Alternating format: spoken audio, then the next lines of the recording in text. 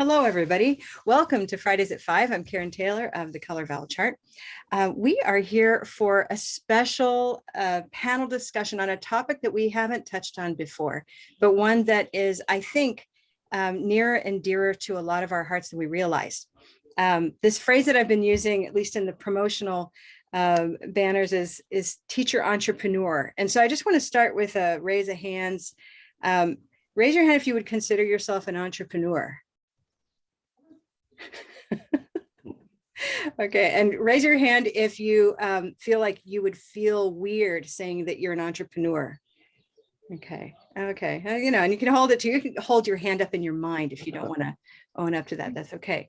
And how many of us consider ourselves that the label of teacher, that would work for us? Raise your hand if you're a teacher. Yeah, so these are all, these kind of egoic labels that we look at and think, which one is for me? Maybe I'm a mother and I'm a sister and I'm a teacher, but I'm an entrepreneur. And how do we feel about teacher and entrepreneur sitting in the same space as labels for ourselves? I'd like to welcome Shirley Thompson to the room, my co-author and my business partner in crime. It's very fitting that she's here because early in the day when Color Vowel first was a chart, and then it became a thing, meaning a thing that was known beyond us. And then it became a way of teaching. And little by little, we kept realizing that we weren't teachers, just teachers, or only teachers anymore. And that we had to own up to ourselves that this was becoming a business. And I would say that's been a long journey, Shirley, right? Yeah. Yeah, you're muted, Shirley. She's on now. Myself. Yeah. So early on, she started watching, what was it, Shark Tank? Yeah. Yes. So the whole, like all of our business intuitions as teachers were founded on our dislike of business because we're teachers, and then Shark Tank, which is really not the kind of model that that teachers need to know about. And so it's my pleasure to bring together our panelists today who know what they're talking about because they've done what they're talking about. And I think anybody you talk to who has gone into business for themselves as a teacher will have a different story. In fact, I know that to be the case. I've talked with Liz Bigler, who will be our first speaker today. Hi, Liz. Hi. Liz and I have been talking, gosh, I think it's now like 6 years we've known each other, something, or longer, something like that. And we constantly talk about how to do this sustainably, how to find clients, but how to also have a life. And then a little while after that, well, before that, I met Claire. Hi, Claire. Claire Schneider's here. She's our second panelist. Claire and I met years ago in New Mexico, teaching together at Santa Fe Community College, and I'll tell you more about her shortly. But Claire and I really just knew each other as teachers, and so since then she's become, a business owner, and I'm just so excited to hear what you have to say, Claire. Yeah, and then more recently I met Keenan. Hi, Keenan. And some of you may recognize Keenan. She's got a pretty developed YouTube channel, and a lot of teachers look to Keenan for just videos on instruction. And now she's teaching a lot with Color Vowel there.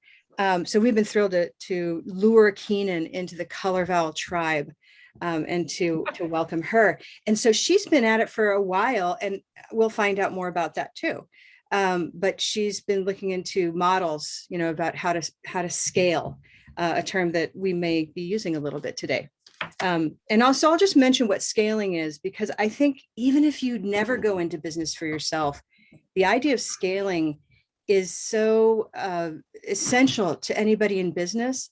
And yet teachers need to know about it. It's the concept of being sustainable, frankly, right? That ability to take what you do and to offer it not just every minute to 1 or 2 or 10 students, but to be able to do what you do with more students than you have time in the day in a way that's sustainable. And in the case of business, it helps you actually cover your costs. So we'll see how much scalability comes up today. With no further ado, I'd like to introduce Liz Bigler. Liz is, let me grab my notes here. Liz started out teaching in Japan in 1990. She started her business somewhere around 2011. So it's been a little over 10 years, about the same time that I started, by the way. So we have that in common. This is Bigler English Coaching based in Atlanta, Georgia. About 95% of her sessions are now online after a pivot, of course, during pandemic. And maybe before you were already online. You can tell us about that, Liz. And her specialty is she focuses in, and this is the other concept that's going to come up today, I think a lot, is the concept of niche. Who is it you teach? And surely you can attest the fact that we spent, I don't know, a lot of the last 20 years saying, we help everybody. We help everybody. And every time we talk to somebody about marketing, they would just roll their eyes and, look at us hopelessly, because when you say that you help everybody, it's not going to be marketable. So Liz has a really clear niche. She works with Japanese speakers of English, and specifically with a lot of Japanese learners who either are in the US or are in the US temporarily and going back to Japan. So immigrants and visitors. I think that's about what I've heard. So Liz, I'm going to hand it over to you. Welcome. Thanks, Karen. Okay, I'm starting my timer because I know I'm going to run out of time. Well, just a quick thing about niche. You can decide what your niche is going to be, like who you really want to teach and who you're qualified to teach and what you want to teach and all that stuff. And it doesn't mean that you can't help everybody. It doesn't mean that you have to turn away people who aren't in that category, but that's what your goal is. That's where you're trying to go.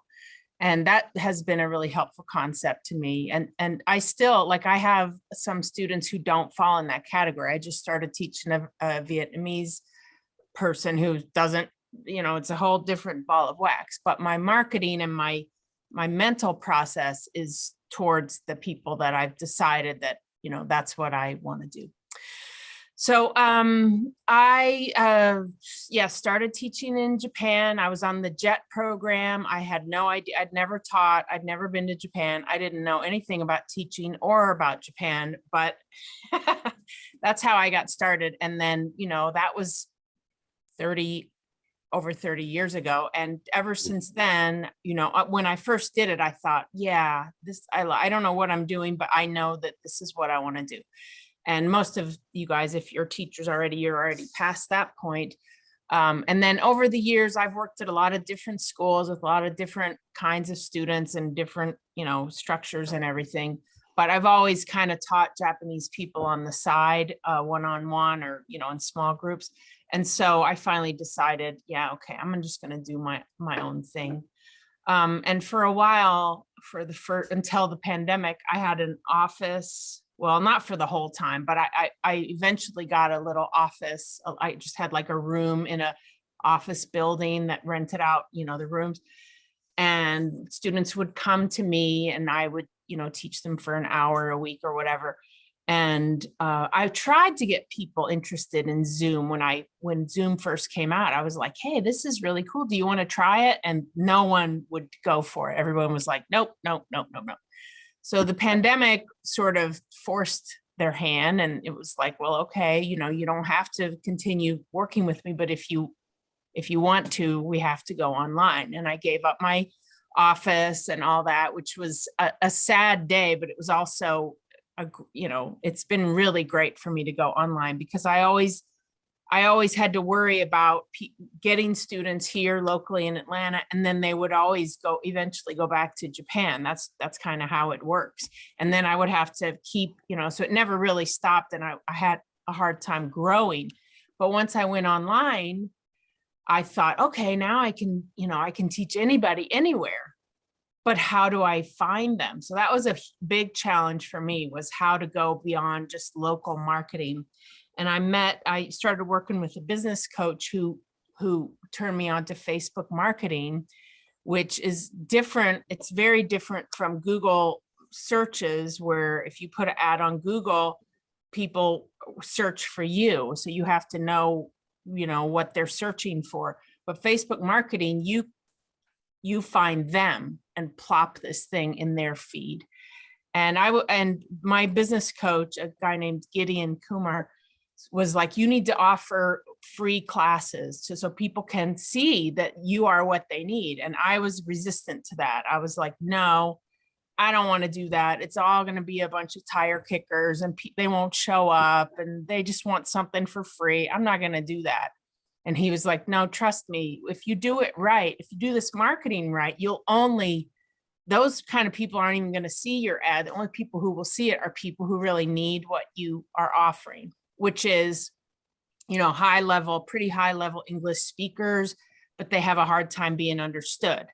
They'll say something and somebody gives them the look, like, what can you repeat that, please? And I got to understand how frustrating that is for people. And I started trying to, appeal to that pain point, which is what they talk about in marketing. You can tell people all about yourself, but what appeals to you in them? Like, I'm not saying it right, but finding that person's pain point and telling them why that you understand what they're going through and why you can help them.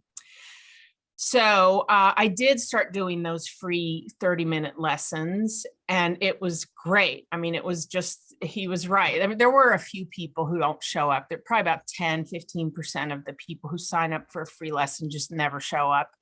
But the rest of them, even if they don't sign up, it helps me so much to understand what's going on out there, who they are, what these kinds of people are, where they are, what they need, what they don't need, what's frustrating for them, what they want in lessons, what they don't want, how much money they have, so I just started from the beginning looking at that as education for me. I'm giving them something for free, but they're giving me something for free too, even if they don't sign up. I'm learning a lot about my market that way. So that was good.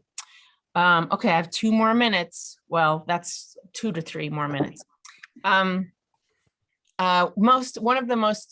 rewarding thing about working for myself and not somebody else is a lot of you know me and you know that I like to do things my way, right, Karen? I mean, yes, you do. And I've learned by being in a lot of different schools and everything that what I like and what I don't like. And as recently as maybe 5 years ago, I worked at a community college, even when I had my own thing going on, but just to do something extra. And it was frustrating. You have to use this book. You have to tell the students this. You can't tell them that they can buy a cheaper copy on eBay or whatever. Like we have to use the most current edition, because that's how we make money. And just like all these kind of decisions that had to be accepted by me, I much prefer to make my own decisions about my methods, my policies, who I'm working with in terms of other teachers, but also in terms of students. If it doesn't click, I don't want to work with that person. And when you're working for a school, you don't get to choose, right? So I like that. It's really interesting and fulfilling to grow my business and to learn which direction I want to go. Although I'm still learning that, I'm still kind of struggle. It's sort of a negative word, but yeah, I still struggle about how to make it. I guess scaling is the word that Karen used, how to make it bigger without me having to work a lot harder, and using other teachers, which is hard because I have a really unique style after having been doing this for 30 years. I do it a certain way and I have a certain personality. So it's hard to, teach somebody how to be me, which of course, thank God there's only one of me, right? But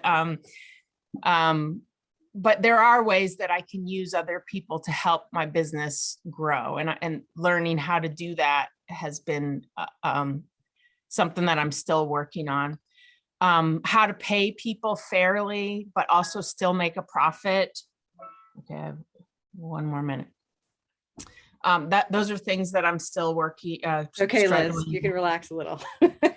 Stretch out another minute or 2. Okay. Okay. I think we're all excited. Okay. And whether to continue doing one-on-one lessons mostly, or try to scale it into something where the lesson part of it could be something that people could watch a pre-recorded version of, and then do one-on-ones together after that. But it gets complicated. The simplest one is just, let's meet for an hour and you talk and I'll tell you, we'll have a conversation, then I'll show you what could be better about it in terms of pronunciation and vocab and grammar and things like that. So that's it in a nutshell. That's my business.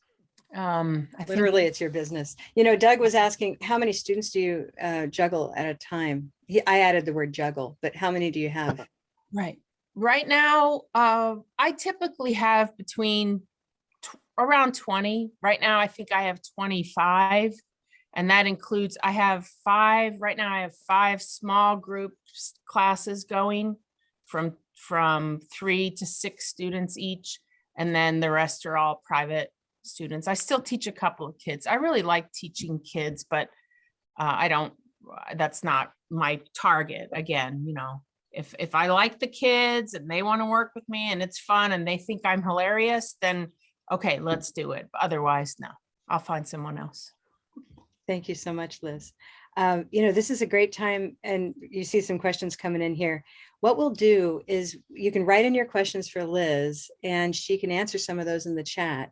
But maybe we'll hold most of those kinds of questions and answers for the end of our session. That way we can focus on each speaker as we go along. So use the chat as a kind of note board and we'll come back to it. And this is just speaking of the format, Liz, thank you so much for watching the time. It's a new thing for us, but we're really excited about these panel discussions, and they do have a lot of structure to them, but it allows us to hear these different perspectives. So enjoy thinking about what Liz has just told you. I'd now like to introduce, and thank you, Liz, by the way. Liz, my question that I'm going to ask everybody is online. How do you display the chart? Do you have a physical chart? Do you use something like this? Yeah, I have a little card that I, will refer to a lot. And then I have it in my presentations. And then I also have it as a screensaver.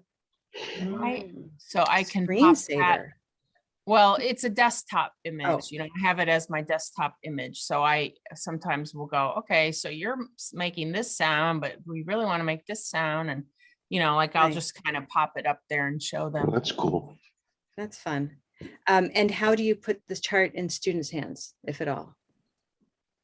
I mail them a copy of this once they sign up with me. That's nice. That's nice. With a little thank you letter. And, that's something that I try to do too. I try to get personal. That sounds creepy, but I like to send them something in the mail, something tangible that says, thank you. I appreciate you. And when I have to cancel classes because I'm going somewhere, I'll send postcards. I'll say, do you want a postcard? And if they say yes, I'll send them a little postcard from wherever I go. And people seem to like that kind of connection, because I want them to know I do care about them, and it's a personal relationship. Oh, that's a wonderful way that's just fabulous. A little personal touch there. Thanks so much, Liz.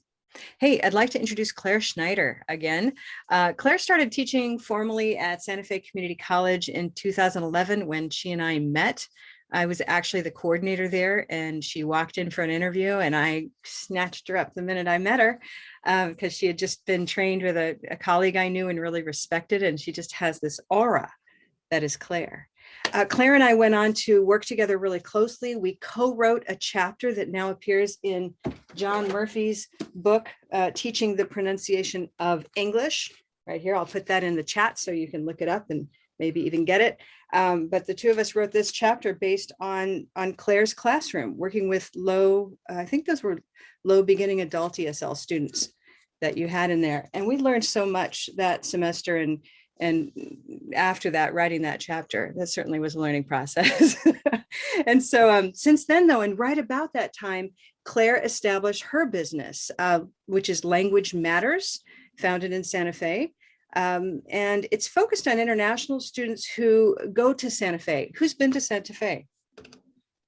Santa Fe is magical, especially if you love wilderness and if you love the city of Santa Fe, which is very special. And so Claire has founded her business around this highly customized model that I'll let her tell you about. But essentially imagine yourself, I don't know, wanting to go to learn Spanish and you go to Spain and you work with a teacher who takes you onto the great, the great sites in Spain, and you see all the greatest things while learning Spanish. I think that's a little of what you do, right, Claire? So come on in. I'm going to invite you to unmute yourself. There you go. Thank you for that nice introduction, Karen. Yeah. Oh, and you do have to tell them about the UFO lesson or curriculum that you developed, right? I'll let you do that. Welcome. Oh, yeah. And if I forget, just nudge me to put it in Okay. somewhere, because I actually was not going to mention that because I will. It is kind of fun.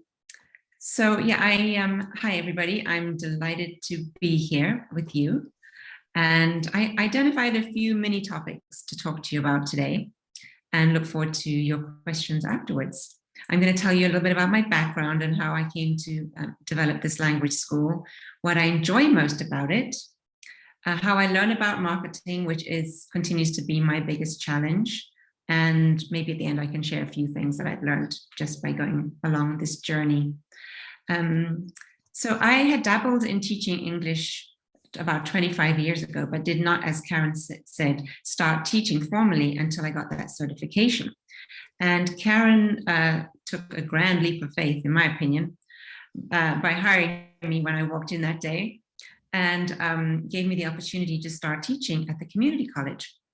So over the next 7 years or so, I taught over 500 students of all different levels. So that gave me a really fabulous opportunity to kind of fast track my learning as an instructor. And and in terms of Color Vowel, of course, because Karen was the director of our program, we were all trained in it, and we used it all the time. And so that was a huge help to me to have that in my toolbox, right from the get-go. And I've used it ever since. I use it with every student, every class. Not every day, because I don't teach every day, but I would if I did.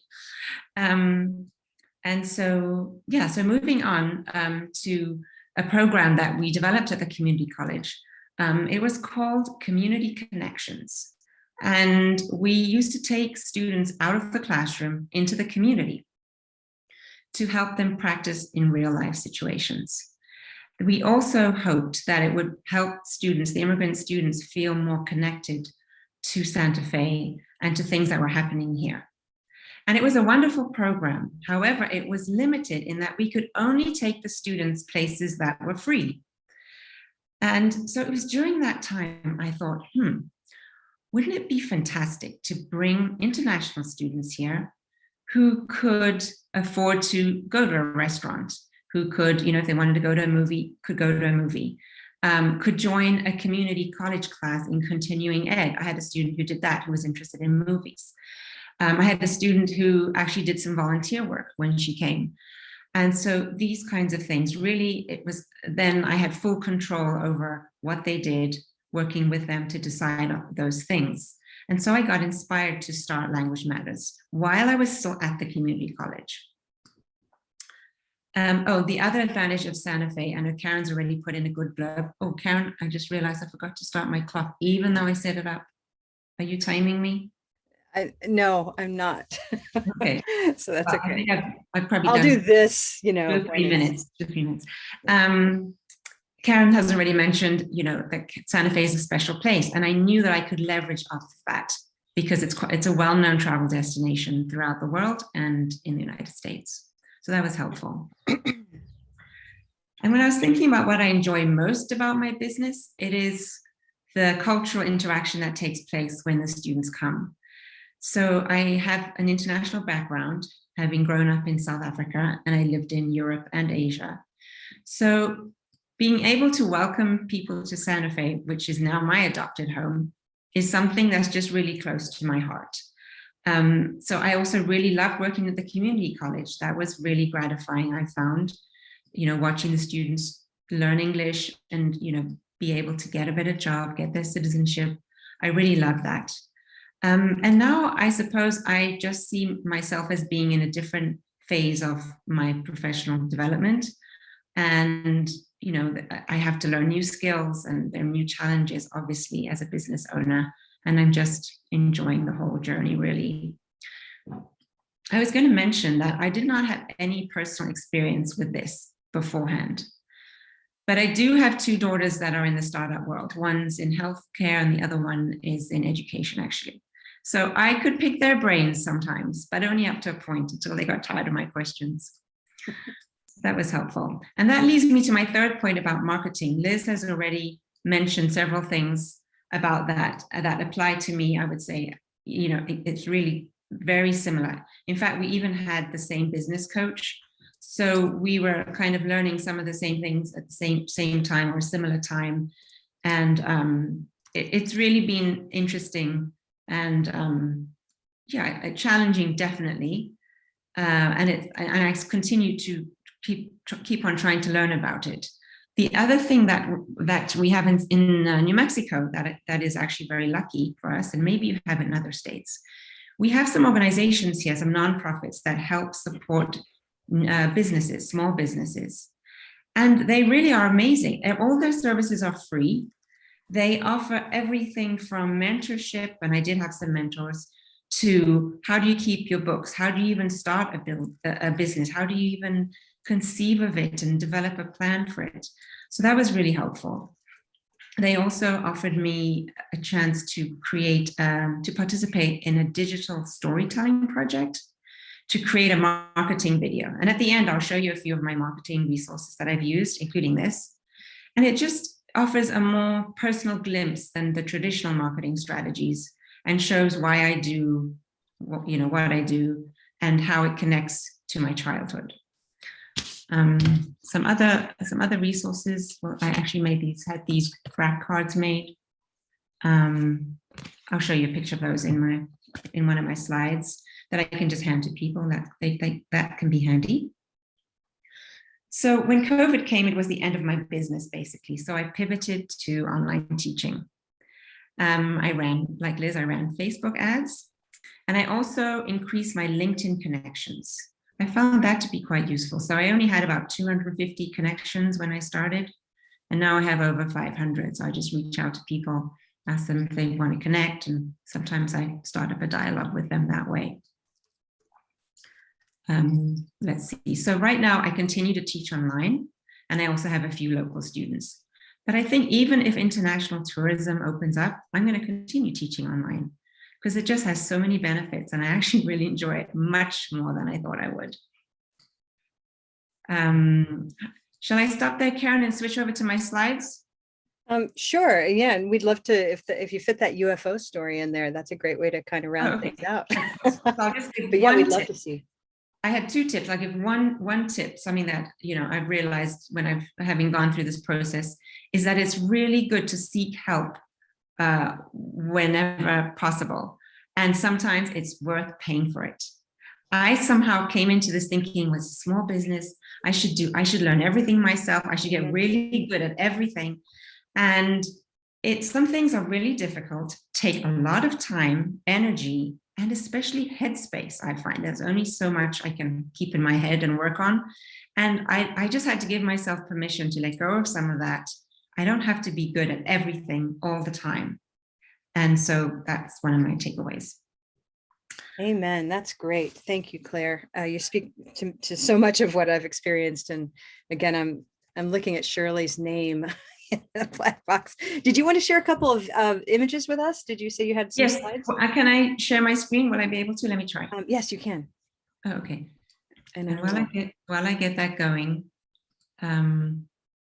But I think that's a beautiful message that, we don't have to know how to do all of it. And it is okay to pay for expertise to help us out. Yes, that is so true. So I don't forget, what Karen's referring to is, my program is so customized, and that actually is a really that's the fun creative part, but it makes scaling it extremely difficult because I identify each student's needs, together with their help, but I really try to look for gaps and things like that. And I create programs for them that are oftentimes specific to their interests. So yes, I had a woman once who was so passionate about UFOs.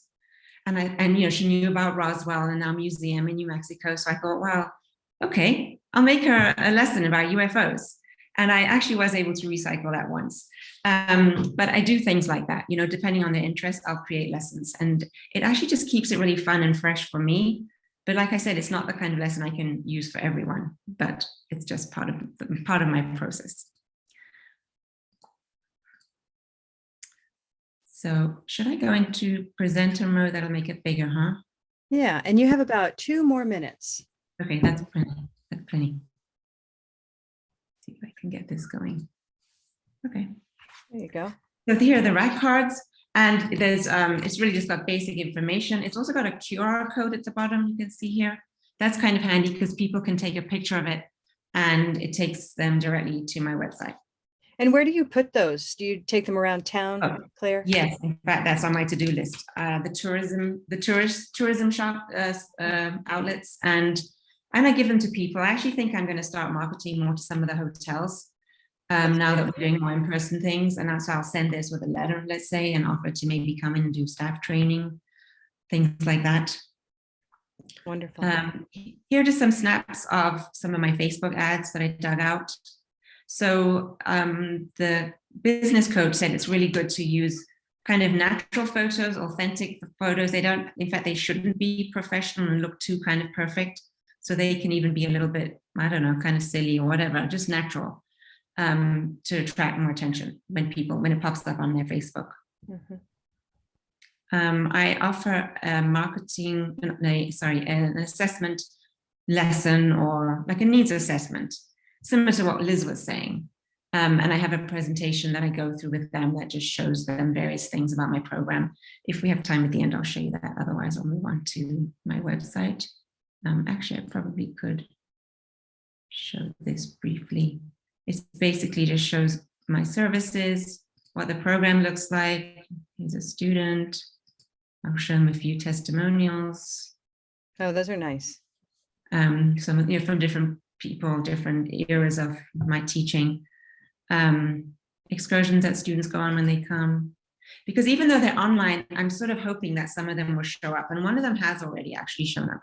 He was just on a road trip. Just shows, that's actually my mom in the middle. She's a speech and drama teacher and came to Santa Fe Community College, and we did a readers theater together. That was really fun. It just shows my background.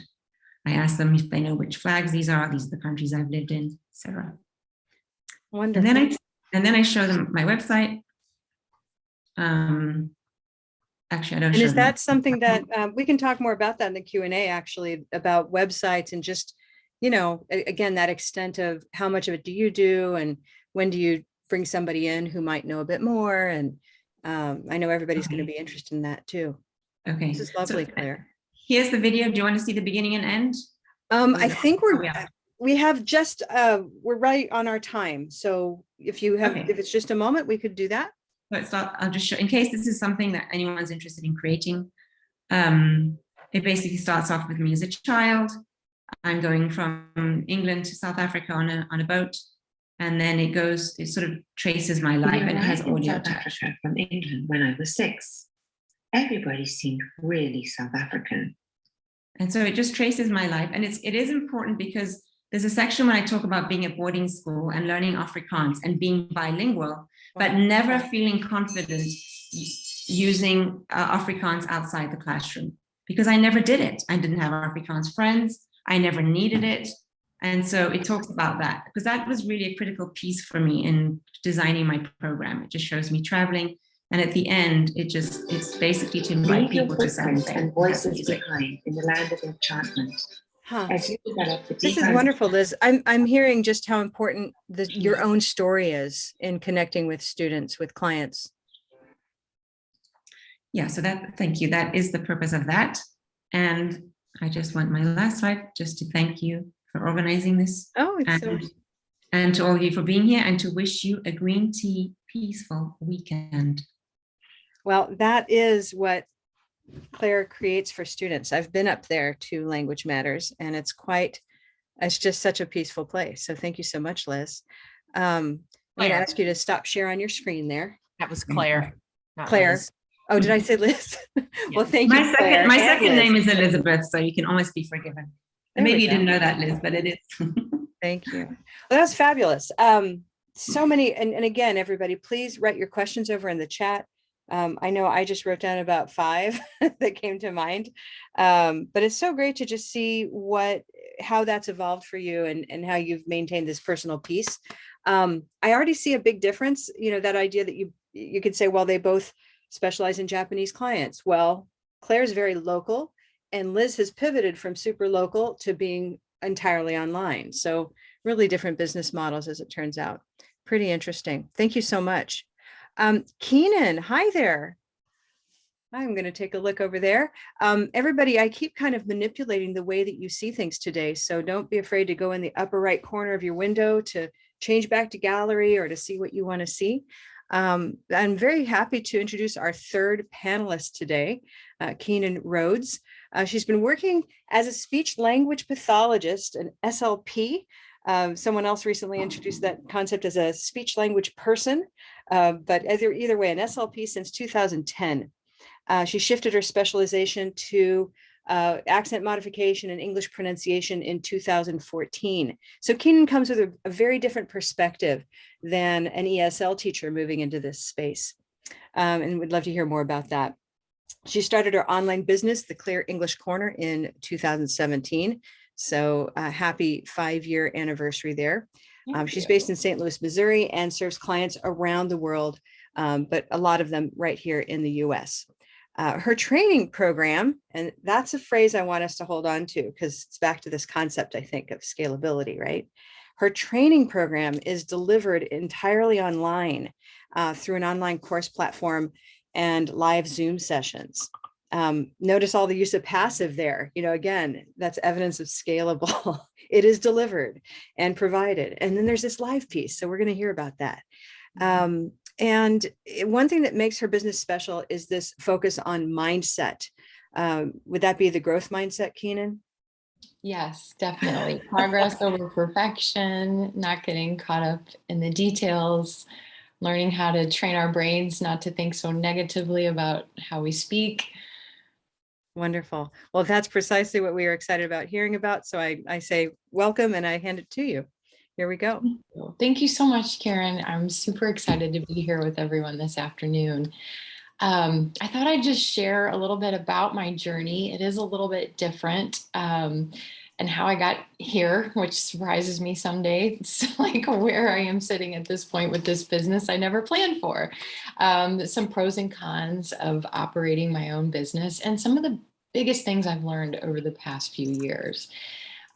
So as Karen said, I started my business in accent modification or pronunciation training in 2014 after 4 years of working as a speech language pathologist in many, many different roles, home health, a private clinic. I worked in the schools, but I just wasn't feeling my calling. I really wanted to work with adults, but traditional SLP positions, adult work means working a lot with traumatic brain injury and dementia, which is really hard and heavy. And I'd heard talk about, accent modification. It flies around the SLP world. People are talking about it. And I thought that would be so wonderful to work with intelligent, motivated adults to help them communicate more clearly. And so I started learning. I took continuing ed hours, hoping to learn what I needed to know to help clients. And I started my business by creating this website through Wix. And it was just a simple website. My business was called Advanced Accent Modification at the time. And I tried to search engine optimize my website because I wanted people in St. Louis to find me. That's where I am, St. Louis, Missouri, because I had this idea that I was going to help people in St. Louis and I'd open up an office down the street from my home and it would be amazing. So people started trickling in here and there. This Google thing worked and I started getting some clients in St. Louis. I was doing it part-time. I was still working in the schools and then also trying to start this business. And it went on that way for a few years. And I was learning so much, and starting to interact with clients. And I began to notice patterns about things that I frequently taught over and over. So I decided to make some videos hoping that, my clients could watch these videos and then they could come to our sessions and they would already have done some pre-learning and we could jump right in with our practice. So I put these videos on YouTube for my clients, and all of a sudden, some of these videos started getting a lot of views, which was completely unexpected to me. And as a result, I started getting more traffic coming to my website. And I thought, oh my gosh, I put a web appointment booker on my website, and people started booking coaching sessions through my website. And all of a sudden I went from seeing students in the library or in their homes to working totally online through Zoom, doing one-on-one coaching sessions.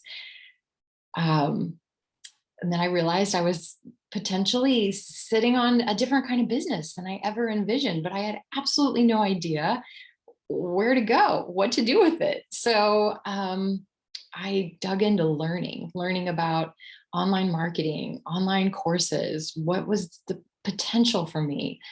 And so again, after working with more and more one-on-one clients, I started noticing patterns and a progression to the way I would teach and help students get results. So I put that into an online course, and I made my first online course in 2018.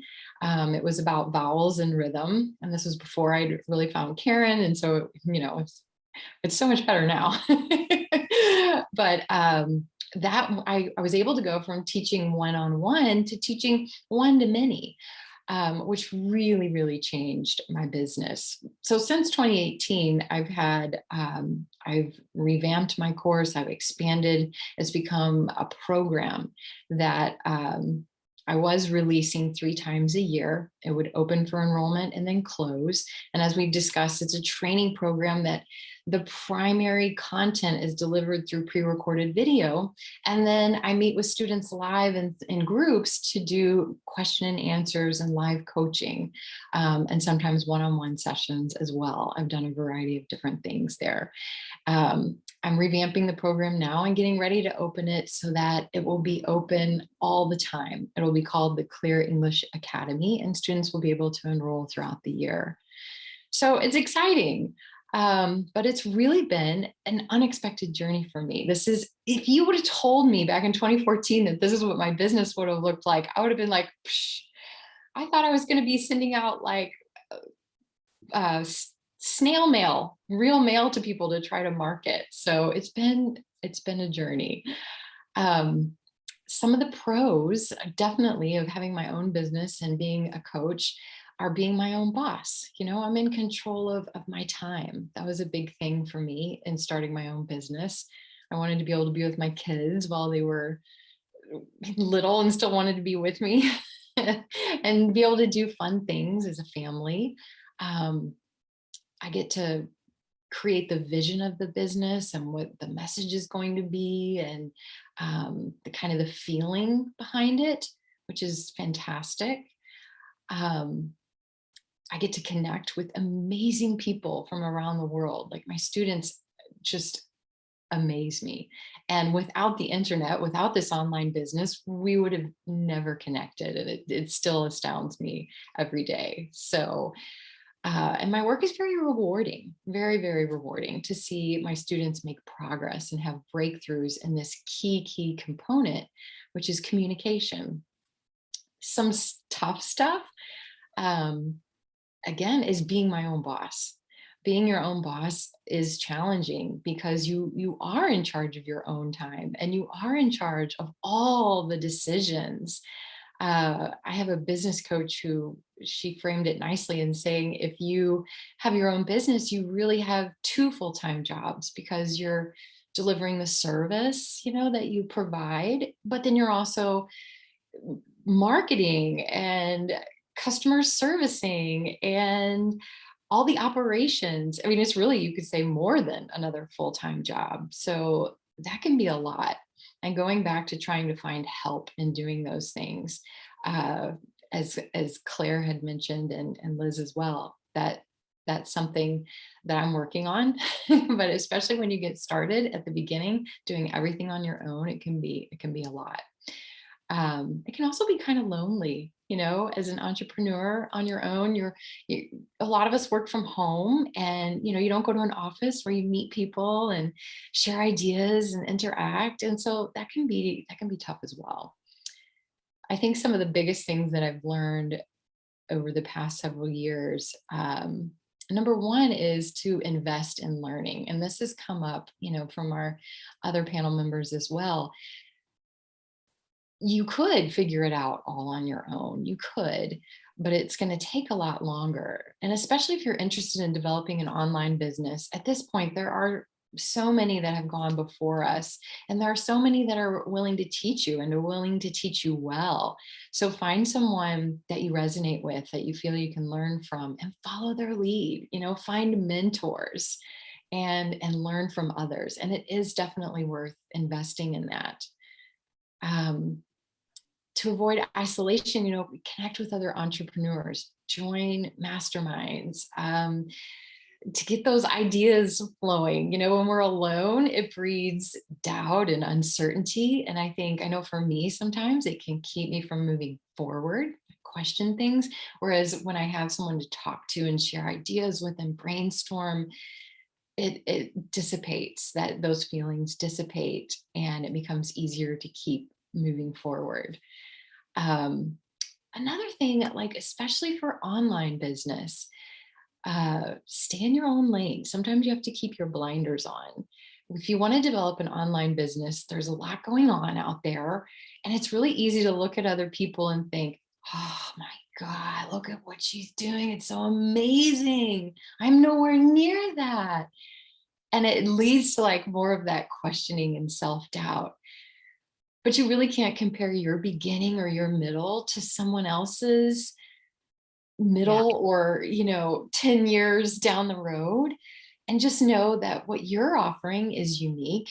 What you're offering is going to resonate with certain people, and to keep yourself moving forward. Just try to be consistent with getting out there. That's also challenging, but super, super important. And so those are some big things that I've learned. And I'm trying to watch my time too, Karen. I can talk a little bit about how YouTube is my primary mode of marketing if we have time, or I can save that. We can talk about it in Q&A. Yeah, I think that's going to come up for a lot of people. One thing is, you said join masterminds. Is masterminds a thing? Is that an organization?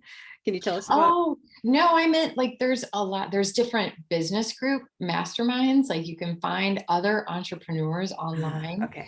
You can join groups. You can join maybe people that are in your profession or people that aren't, to totally get a different perspective on what people are doing in their business.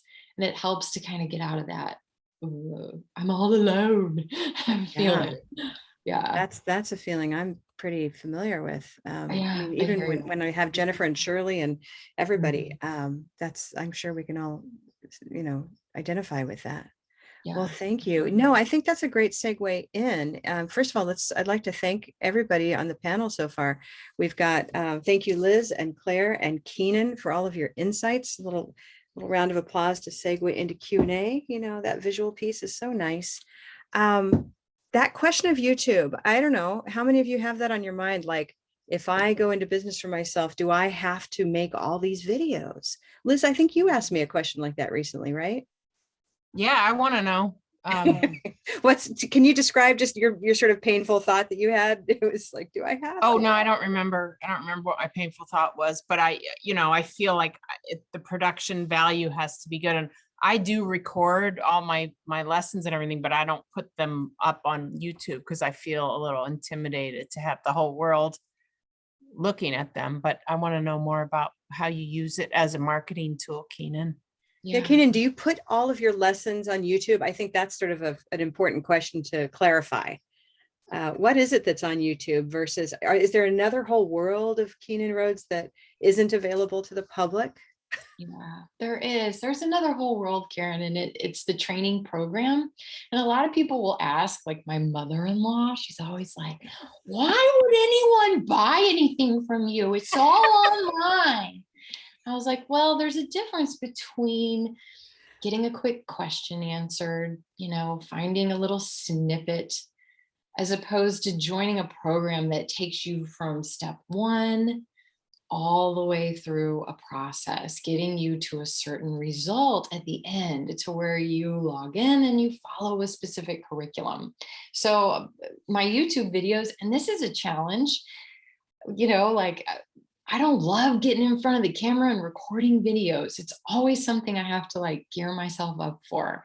I don't love trying to think of what I'm going to teach, but I get a lot of questions from existing students, from students that watch online, and I keep a document of those.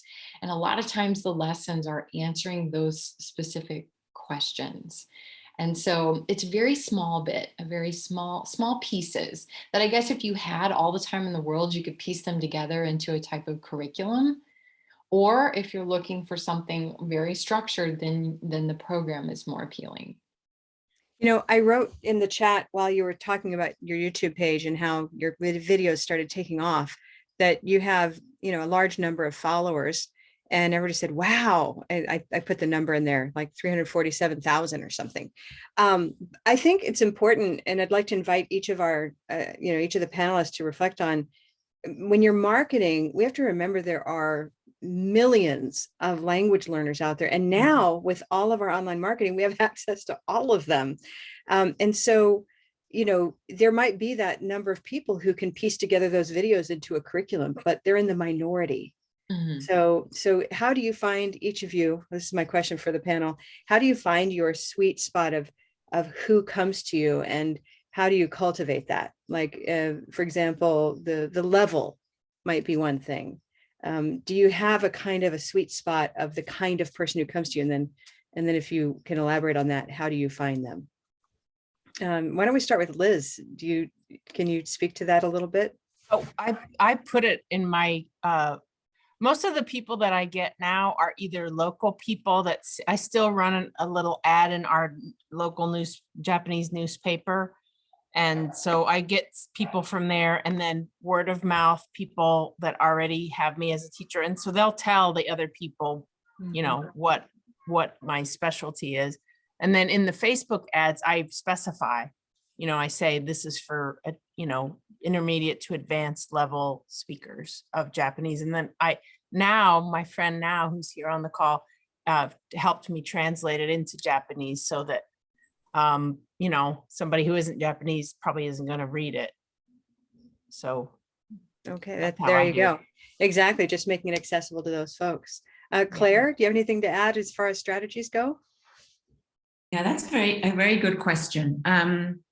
Something I've also had to learn is to say no. Yes, to focus on a niche, and to be flexible on that. But really, there are some students that come to me, and I just don't think it's the best fit. So I actually had one recently, a local guy, an immigrant, and I'm so familiar with the community college. I know what they do, and I know what he's going to need. He was a beginner. He's been here for 2 years, but he really doesn't even know the days of the week. I mean, that's how much of a beginner he was. And it doesn't make sense. He is not going to be able to learn, even though I do offer a sliding scale for local people. Yeah. It just didn't make sense. Mm-hmm. So I will refer him on. And then with others, I guess an age thing has come up for me before. Like the school in Japan that sends me students wanted to send a girl, and I think I can't remember if she was 12 or 13, but it was the first time I'd done it too. And I said, that seems too young. And I said, no. And then they said, well, she's coming anyway to Santa Fe with the other students. And will you teach her? And then I thought, oh, she's coming anyway. And they said, she's more advanced than some of the older ones. I said, okay. And, it was fine. I mean, that's the time I had a broken leg. And so transportation was already a problem. And then I had this extra person in the car that I had to drive around, but it worked out. So, I mean, I think I just, still have to be flexible and open to, all kinds of people and different levels as well. If they're beginner and they're coming for an immersion, that would be fine with me. Mm-hmm. Mm-hmm. All right. And Keenan, anything else to add there on finding the right? Do you ever say no? I do. Yeah, I do. Sometimes students will reach out to me and ask the program is a good fit for them. And a student that is at a very beginning level, kind of like what Claire was just saying, it would not be a good fit. I use questions like, if you can follow the videos on YouTube without subtitles, then you're a good fit, because it's for language learners that are at a more advanced level. I also have had people contact me wanting me to work with their children. And that's another thing, like Claire was saying, I've said no to. So it's a little bit different, because students will sign up for the program without me meeting or talking to them first.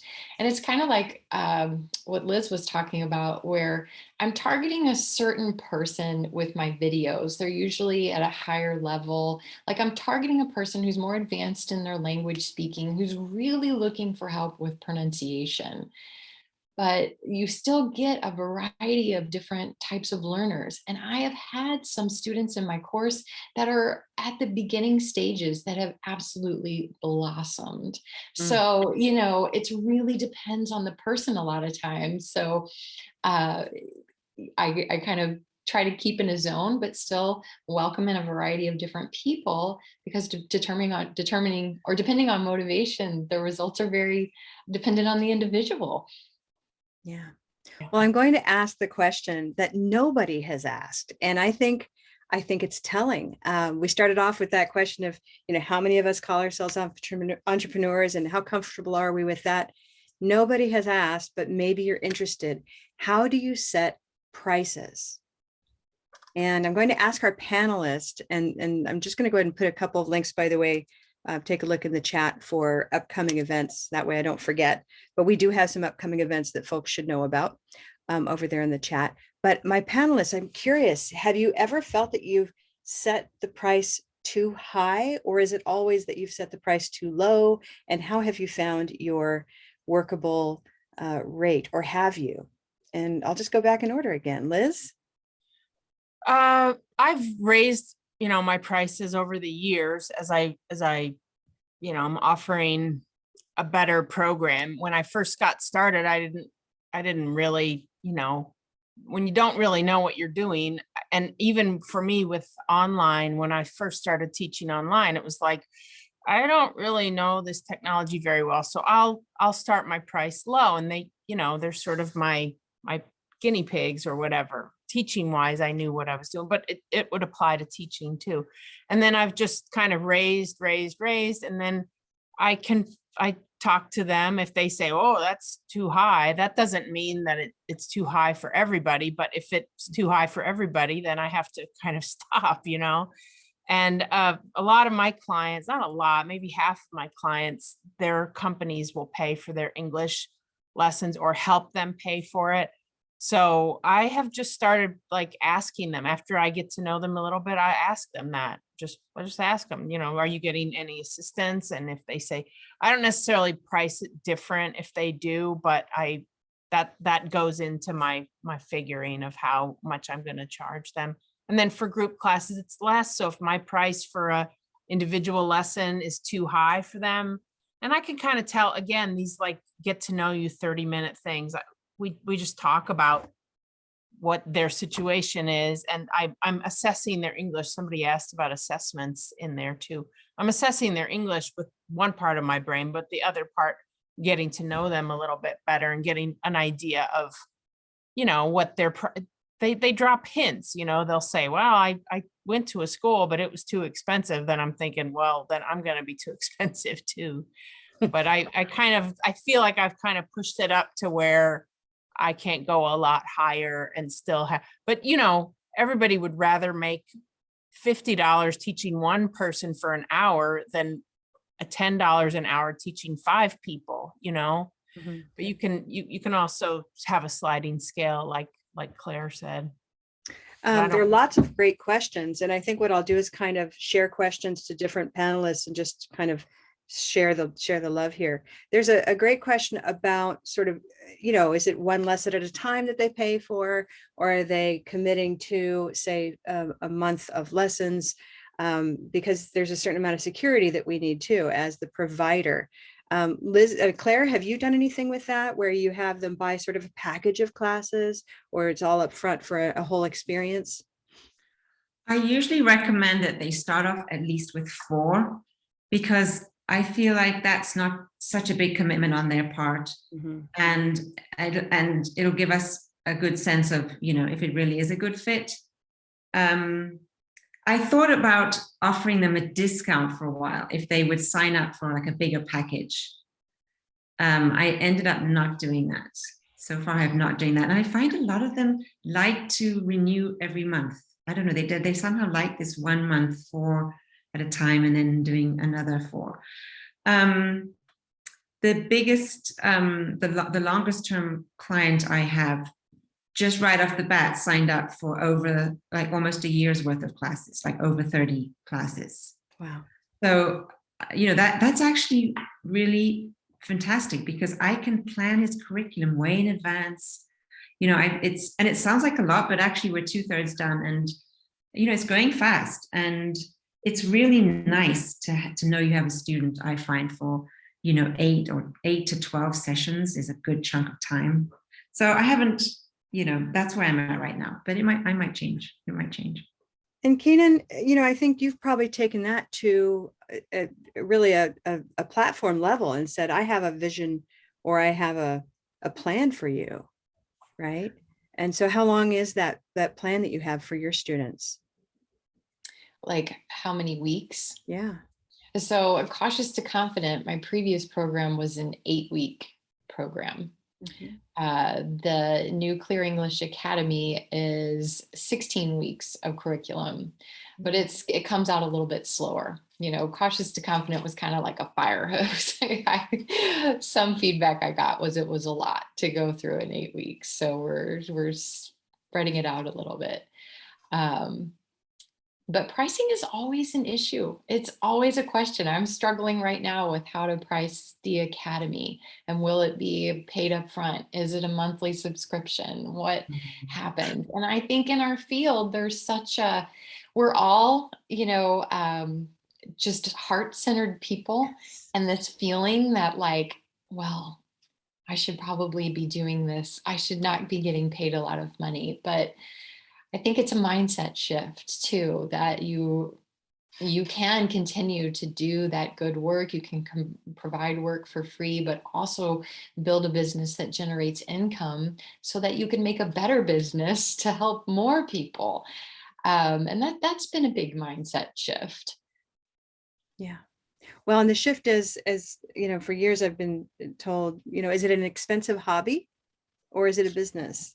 And so we can kind of, Shirley's smiling because she knows that for years we've run it as an expensive hobby, but we're learning, always learning.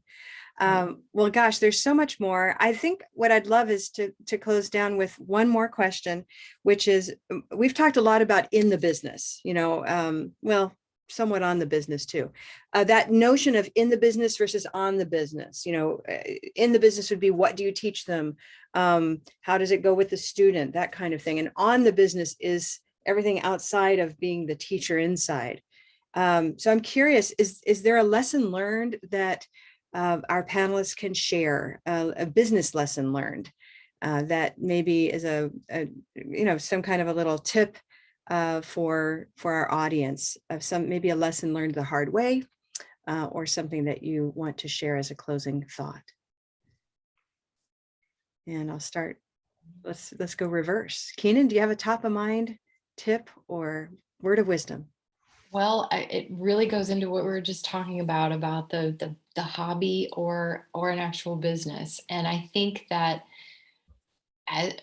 as you work with your students or your clients and think about the system that you use, the order that you do things to help them achieve results, if you can package that into something that can be shared with many, then you have a scalable or leverageable business model.